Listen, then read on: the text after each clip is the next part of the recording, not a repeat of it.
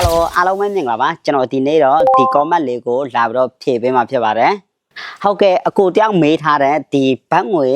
12980ဘတ်ကိုမြန်မာငွေဘယ်လောက်ရလဲဆိုတာကိုကျွန်တော်ဒီနေ့လာပြီးတော့တွက်ပြပေးမှာဖြစ်ပါတယ်ဒါဆိုရင်ကျွန်တော်နဲ့အတူတူအားလုံးလိုက်ပြီးတော့တွက်ကြည့်ကြရအောင်ဘတ်ငွေ12980ဘတ်ကိုမြန်မာငွေဘယ်လောက်ရလဲသိချင်လို့ရှိရင်ကျွန်တော်တို့အရင်ဆုံးဘတ်ငွေကိုအရင်ထည့်ပါတော့ဘတ်ငွေ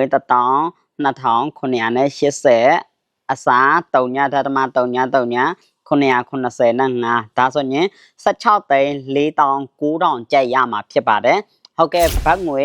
12980ဘတ်ကို16,49000ကျပ်ရမှာဖြစ်ပါတယ်ဒါကဒီနေ့ပေါက်စီနဲ့တွက်တော့ဗောနော်အခုလိုမျိုးငွေတွက်နီးနဲ့ပတ်သက်ပြီးကိုသိချင်တဲ့အကြောင်းအရာလေးတွေရှိရင်ကျွန်တော်ရဲ့ဗီဒီယိုရဲ့ comment အောက်မှာမေးသွားလို့ရပါတယ်အားလုံးကိုကျေးဇူးအများကြီးတင်ပါတယ်နောက်နေ့ဗီဒီယိုမှာပြန်ဆောင်ကြရအောင်